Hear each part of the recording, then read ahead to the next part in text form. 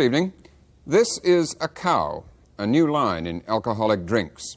It appeared in test markets last year and went national this summer. The maker, Heublein, estimates that 1 million cases have been sold this year. It looks like a milkshake, and it comes in innocent milkshake flavors, strawberry, banana, mocha, and chocolate mint. But its alcoholic content makes it 30 proof, as much alcohol as 2.5 cans of beer. The appearance of cows and similar drinks from other manufacturers has alarmed doctors and others concerned with alcoholism. In particular, they're worried that these pop drinks will exacerbate an already serious social problem, teenage drinking. Jim? Robin, the National Clearinghouse for Alcohol Information here in Washington estimates that there are 1.1 million teenage problem drinkers in this country, young people, mostly between the ages of 12 and 17, who have serious drinking problems. Included in that total figure, however, are children as young as 9 years old, also documented as having the same problem. The reasons these youngsters drink varies from individual to individual, of course, but a recent study by the local Washington Council on Alcoholism and Drug Abuse says there are 3 major reasons behind the current problem: the scarcity of high-quality marijuana and other drugs, lower legal drinking age laws in many states, and the heavy advertisement of so-called pop wines and other sweet alcoholic drinks, such as that cow Robin was just holding. Joe Malo was one of those statistics. He's 20 years old now and lives in nearby Annapolis, Maryland, where he works as a mechanic. But until a year and a half ago, he was a problem drinker. Joe, how old were you when you started drinking? About 13 years old. 13 years old. Why did you start? I did it for reasons of other people tempted me and dared me to take a drink. And so I just felt kind of motivated to do so. Do you remember what it was that you first started drinking? Was it beer or wine or what? It was Boone's Farm wine. Boone's Farm wine, Apple which is wine. one of these pop wines, Yes, is that right? Yes. You were underage at the time, obviously. You were 13 years old. I'm curious, where did you get this alcohol to drink when you were 13, 14, 15, and so on years old? Well, I had lived around the city for a long time, and I could go into certain liquor stores and buy liquor. I would look older than I was. But you could buy it yourself? Yes, sir. Yeah. They're not very strict. All right, you're now working with Alcoholics Anonymous and specifically with teenage alcoholics. Is there anything that they all seem to have in common other than a drinking problem? Well, basically the people that I deal with are prisoners, are in jail. So their problems stem from family to drugs. Well, basically all of them are drinkers. You know, they drink, and most of them are alcoholics. At least the ones that have admitted it to themselves and have a problem with drinking. And most of where it stems from is from home, and they end up in jail. And stems from home. Problems with family. Being beat when they were young, being thrown out at a young age is most of it. You know, it happens everywhere, but these particular people were basically from Baltimore, Washington, and this is a Maryland prison system. Mm-hmm. And but they're generally, though, they do say that most of the time when they started drinking was because they didn't have any activity, nothing that, you know, that was the thing to do. They didn't have anything else to do. They'd sit on the street corner and drink. So I deal with people on the street too. I talk to them, and that's their thing. You know, sometimes their parents has a great influence on them. They drink, and they've been drinking in front of them for so long that it's taken natural. That's what you do, you drink. To me, the parents drinking in front of the kids. Huh? Yes, sir. And this leads to the parents say, all right, you can have a beer, you can have 2 beers, but that's your limit. Well, that's fine. But when they go outside, they have 8 or 9 waiting for them. So I think that the generalization is that the inactivity and not having a structured life or a structured family life is a lot to do with the cause of teenage drink. What about finally, what about the specific question that Robin raised, and we raised these cow-type drinks, these sweet kind of drinks? Do you think they're a serious problem? Can you think of any kid that you know of personally who started drinking as a result of drinking that sort of thing? A minority of kids. I wouldn't say that was the main problem because, you know, the commercialism is on everything, and that's just an added attraction. I would say it was part, but I wouldn't say it was a major part at all, because kids, they're general drinkers. They either have beer or wine. They don't care if it's flavored or not. But a lot of kids, you know, to start off, they might try something that doesn't have that potent taste, and so I would say it is a problem, and I don't think they should color it up like they do. All right. Thank you, Joe. Robin? Here in New York, there's an organization which tries to rehabilitate teenage alcoholics. It's called Odyssey House, and it recently issued a scathing indictment of the manufacturers of cows. Susan Pappas is their spokesperson. Ms. Pappas, do you believe drinks like this can cause teenage drinking problems? They can cause the start or the beginning of teenage problems, just like as it was said a minute ago. Kids that don't particularly like scotch or vodka or other types of hard liquors might be more inclined to drink something that's like a milkshake. And milk is a very acceptable form of something to drink. And with a bottle like this that's equal to 2.5 cans of beer, I think they probably get a little surprised very quickly. Do you have any proof to support that? I don't have any statistics about this particular Are you just product. going on your own supposition because it looks attractive and has a milkshake-type flavor and that sort of thing? And having seen so many youngsters come into our program who have started drinking with drinks like this or drinks like sombreros, which are milk-based drinks, or beer or Boone's Farm wine. It's the pop, it's the lightness, it's the way it's presented. Do you think that if people of very young age, adolescents, are driven for whatever reasons, idleness or family problems or whatever, to drink or to seek refuge in something like drink, aren't they going to find something anyway, whether these things are around or not? They will find something, probably most of them. It's just like with drugs, there are good ways to use drugs and bad ways to use drugs. And if a person is bent on some type of deviant or self-destructive behavior, they will find some vice somewhere. This makes it a little easier, though, to just start. I see. Do you charge that the manufacturers deliberately went for the teenage market with things like this? They said in an article that they are trying to create an alcoholic taste trend amongst women 18 to 35, young males, and blacks. I don't think that they would say that they're trying to get 13 and 14-year-olds to drink their products. I didn't mean that, obviously. I meant people in their late teens who are legally of the age. Yes, they looked around and they looked to see what type of market they could approach to sell more drinks and what type of product this market would like. The market being people who really don't drink that much alcohol. And they came up with their studies, and they've announced the fact that they have produced this product to reach those people.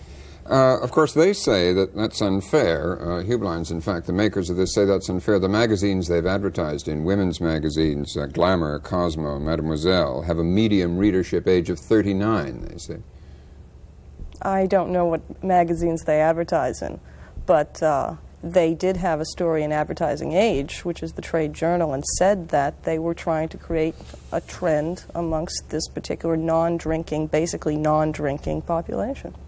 Well, thank you. People like Ms. Pappas have obviously struck a raw nerve as far as the liquor industry is concerned. Heublein, the manufacturer of Hereford's cows, declined to send a representative to join us tonight. A company spokesman objected that this program, quote, was making a direct reference to certain products and had already made a decision that we, that's Heublein, were part and parcel of the problem. The Heublein man added, it's like we're being placed on trial. Besides, we had late notice. Well, in fact, our reporter first contacted Heublein a week ago. We should note that Heublein also refused to send a representative to a Senate hearing on this subject last March. The industry's main lobbying organization in Washington, the Distilled Spirits Council of the United States, also declined to join us. So did the advertising agency that handles the cow's account and the American Association of Advertising Agencies. The U.S. Brewers Association and the Association of National Advertisers did not respond to our phone calls. Jim? But we did find one group that was willing to participate, the Wine Institute of San Francisco, an independent association of wine growers who make some of the so-called pop wine products. Unfortunately, they were unable to ship someone out here in time for tonight's program, but they did submit a statement which reads in part, "Despite the monumental failure of prohibition, there still seem to be sincere people who want to argue that abusive drinking is somehow caused by the existence of alcohol. We have looked at all research studies available, and none indicate that flavored wines are associated in any way with the drinking problems of teenagers." Several years ago, some of the people we work with on healthful drinking programs told us they felt some of the flavored wine ads then appearing on television were overly appealing to young people. The ads were voluntarily removed by the advertisers. We wanted to set a good example. In the wine industry, we recognize the importance of healthy, educated consumers. Dr. Morris Chaffetz is the past head of the National Institute on Alcohol Abuse and Alcoholism. He's a medical psychiatrist who has worked with alcoholics for 23 years. He's the author of a soon-to-be-published book, Why Drinking Can Be Good for You. Doctor, what do you think of these new sweet pop wine, cow-type products? Well, I think, Jim, we have to put it in perspective. I think Joe rather poignantly pointed out that there were an awful lot of events in his own and other people's lives that contributed to his needing alcohol to anesthetize himself, to dull the pain that he was feeling. And I really think to focus on a particular kind of drink as causative to such a complex problem such as alcoholism is really short-sighted. But I must say that I am concerned about these cow drinks, not because I think that they are designed to hook people to alcoholic problems, but because it reflects a lack of sensitivity on the part of the liquor industry. The sensitivity that I'm referring to is the fact that, there are young people who may well see alcohol in this lovely flavored chocolate or fruit kind of drink and drink a goodly amount of it and seriously be affected, not out of a desire to drink alcohol, but be out of a desire to drink something just because it tastes good. It tastes good. Mm-hmm. And I think I would be opposed to abridging the right of the liquor industry to market what it wants. What do you do about it? What I think you do about it is show them that they have to have an increased sensitivity to the fact of these issues that might lead to problems that they apparently were unaware of. Now, when the Wine Institute referred to what happened, I was very intimately involved with that because their pop wine ads were showing young people using these pop wines. I immediately called the head of the Wine Institute, told him our concern. I never threatened him with government action, but told him that I thought he wanted to be sensitive about it, and the ads were removed. I believe very much that the liquor industry is made up of human beings like the rest of us, and they are socially responsible, and I think that in proper dealing without threat, when they might see some of the implications, at least they might consider recognizing that there is something more important than making a profit. All right, well, let's go beyond that for a moment to you've been in this business of dealing with problem drinkers now for many years, and you've just finished some major research for your book. Why is there such a major problem now among teenage? Well, I think we've mixed up the reports of our study, and we tend to use words a little freely. That study was the largest sample of drinking behavior in this country that was ever done, to my knowledge. And we did not study to see how much alcoholism there was. We studied how they used alcohol, and we were quite chagrined to find that approximately 1.2 million children in this country between the ages of 12 and 17 overdosed with the drug alcohol, got drunk at least once a week. That's over 52 times a year. Now, that's a serious problem, and no one should deny it. And then, of course, when you saw that when they drive a car, you find that a lot of their drinking goes on in cars at night, you begin to understand why they have 50% higher fatality syndrome than the rest of the population. But to blame alcohol, or even to blame the kids, is always to miss the point. The point of my new book is that we've always looked at the individuals, we've looked at scapegoats, like advertising or the liquor company or the person, and forgotten what the role of society is. Because there are too many societies, Jim, that use alcohol. The young people start very early, and they have advertising, and they don't have drinking problems or appreciable drinking problems. Why? Because alcohol has a role, and it's not such a special role in the life of that society. Getting drunk is not so special. It's frowned on. There are a lot of things that put alcohol in a tiny part of their lives rather than in the important thing we place it in this country. All right. Thank you, Doctor. Robin? Well, is advertising the scapegoat for society? Dr. Nicholas Pace is president of the New York City affiliate of the National Council on Alcoholism and chairman of the New York State Advisory Commission on Alcoholism. He's assistant professor of medicine at New York University Bellevue Medical Center. Dr. Chaffetz just said the liquor industry needed having it be made sensitive now and then. Well, there was a meeting in New York on Thursday, which you and the present head of the National Institute, Dr. Noble, attended with the liquor industry, at which concern, I gather, was expressed about some liquor advertising. What worries you about liquor advertising?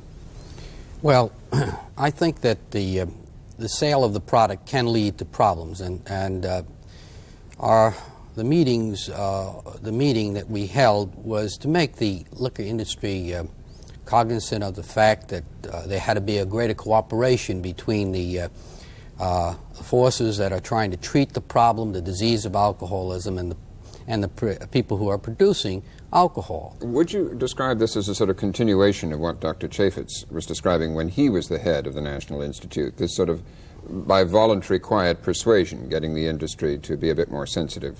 I think that that there is a good point made there. I think that there's an awful lot of education that the industry needs, and we found them to be quite open and open-minded at this meeting.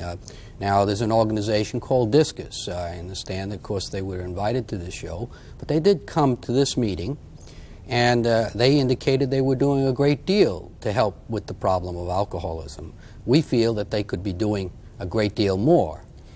Let's look at some of the examples of recent liquor advertising, and you tell us what your objection is to them, or what your comments are on them.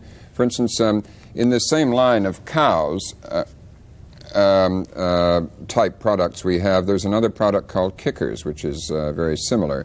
There's an ad for that. What do you say about that? Here again, I saw this ad for the first time today, but I feel that certainly this ad is conducive towards indicating there's certain romance to alcohol and, of course, to Kickers. And it's the part down at the bottom, is it, that you're concerned about? Right. We have a young man and woman in the bushes, so to speak, and suggesting that Kickers will sort of help the situation along. I must tell you that Dr. Noble was very disturbed about this ad and wrote to the manufacturers, and the chairman of the board has indicated that they are going to withdraw this ad, which is a good sign. It shows responsibility. Dr. Noble, who's Dr. Chaffetz's successor as the head of the National Institute in Washington. And I think that shows a certain amount of responsibility by the industry. Well, what about, we have another one here with a woman greeting her husband at the door with a drink in both hands. Here again, once we see ads like this in many of the magazines, we see the romance of alcohol.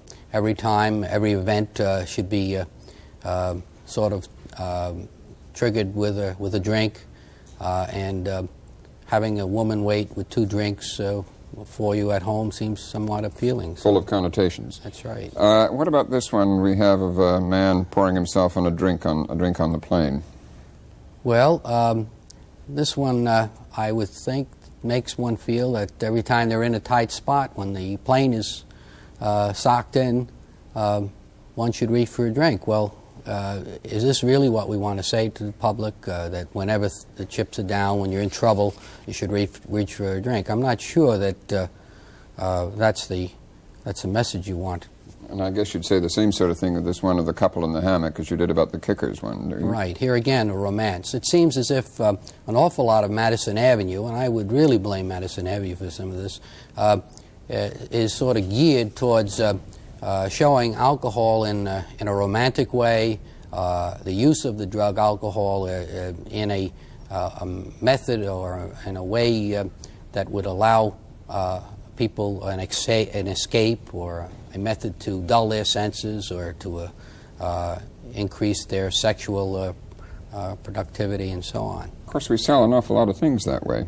Yes. Cars, clothes, but then cigarettes. But then again, when you're selling a drug such as alcohol, it could be rather dangerous to sell things like this. Right. Well, we've heard the problem outlined in a couple of ways from Ms. Pappas, who thinks that products like this could be seriously affect potential teenage drinkers, and a more general criticism of liquor advertising. What do you do about it? Dr. Chaffetz, is voluntary quiet persuasion behind the scenes, such as you attempted when you were the head of the Institute, is that the answer? Well, I think, Robin, that there is a problem of thinking that we can come up with an answer that is going to take care of all of these issues. I think that's one place to begin, and I'm delighted that Nick reports that my successor, Dr. Noble, is following that, because while I agree with Nick, the liquor industry could be moving ahead faster. They are moving ahead, and it's taking them a little longer to learn that there is no advantage to their product in people suffering from alcohol abuse and alcoholism. I think that the issue that we have to really face up to is the fact that this society has never decided what is the proper role for alcohol and what are the limits about it. And we are so emotionally involved that when alcohol is associated with problems, we forget that, you know how I've devoted my career to alcoholism, the majority of people, the vast majority, use alcohol and get its benefits.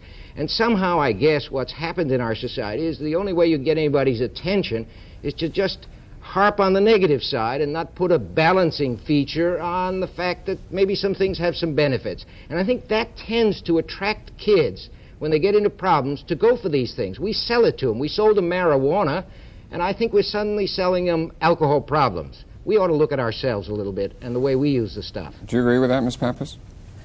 Yeah, basically I think that we have to, as a society, look at many different components in many areas which may cause difficulty, but we can't scapegoat one particular area.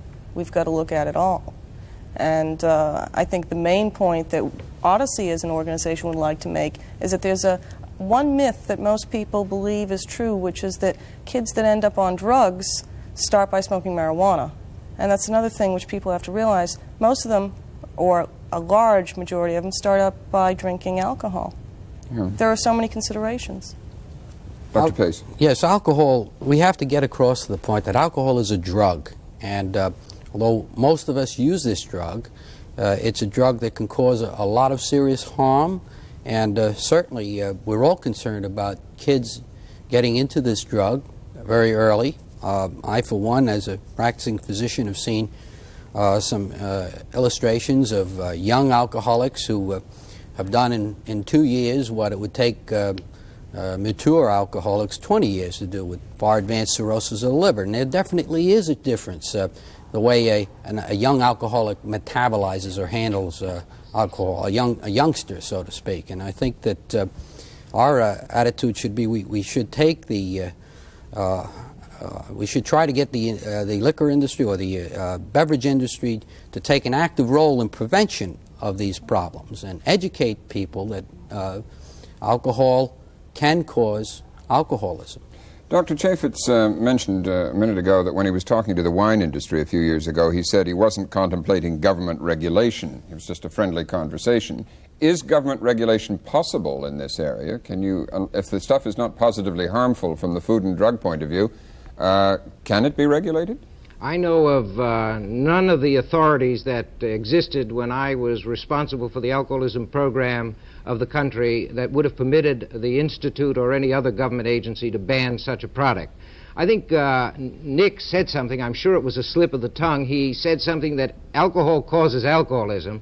I'm sure, Nick, that we know one another too well that you would never really want to say that alcohol causes alcoholism. It may be necessary to developing alcoholism, but it's, I don't believe we think it's causative, because too many of us drink and don't get alcohol. Well, there's no alcoholism without alcohol, though, is there? Well, if you read my new book, Robin, I make a point that Carrie Nation, by my definition, was a non-drinking alcoholic. I think that to focus on just how much somebody drinks is to miss the whole point. I think there are some people who only take a drink or two and are seriously in trouble with alcohol. There are some people who take more than the limits I would rather they would take and who do not seem to have the problem. I think that we have to be careful in focusing on amount and on substance and look at the society and the individual who's caught in such a society. Okay, just to wind up where we began, let me go around once again and ask each of you very quickly what you'd like to see done about this stuff that we started on.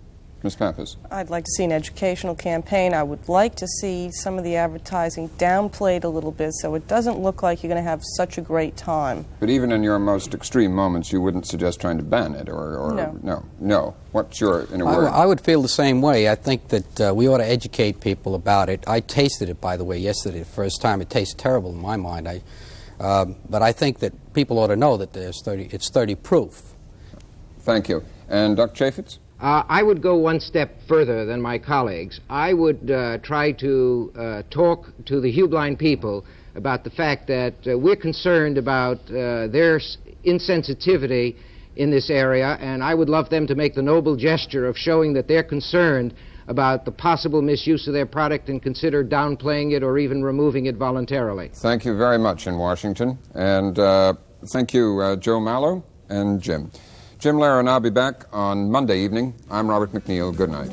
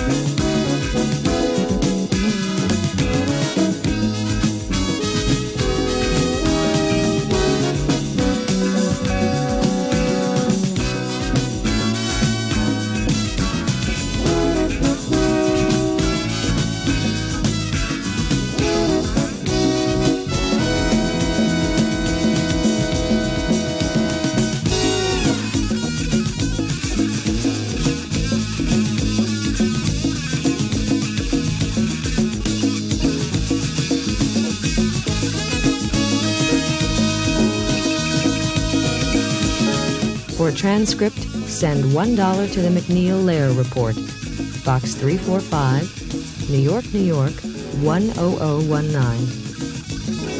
The McNeil Lehrer Report was produced by WNET and WETA. They are solely responsible for its content. The program was made possible in part by grants from public television stations, the Corporation for Public Broadcasting, Exxon Corporation, and the Ford Foundation.